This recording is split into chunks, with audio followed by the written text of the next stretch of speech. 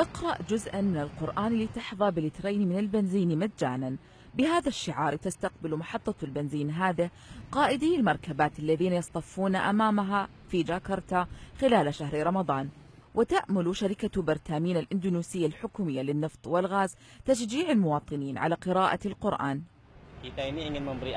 نود أن نعبر عن تقديرنا لمن يتلون القرآن. نقدم لترين 2 مكافأة لمن يتلو جزءا من المصحف. هذا ليس من أجل الربح. يقدم هذا العرض في 5 محطات بنزين بجاكرتا. يتعين على المشارك ملء بيانات طلب قبل دخوله إلى المصلى وقراءة أي جزء يريد. ولا تقوم المحطة بتعيين مسؤول لمراقبة القراء، حيث أنهم يعتمدون على ثقة وصدق المشاركين. نعرف جميعا أننا سنحصل على مكافأة مقابل فعل شيء حسن، وبقراءة القرآن هنا يوميا يمكننا أن نختم المصحف بنهاية الشهر ويمتلئ خزان الوقود الخاص بنا.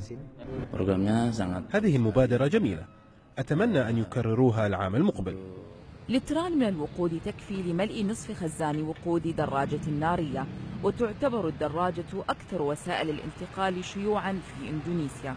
ويمثل المسلمون نحو 90% من إجمالي سكان إندونيسيا البالغ عددهم أكثر من 250 مليون نسمة.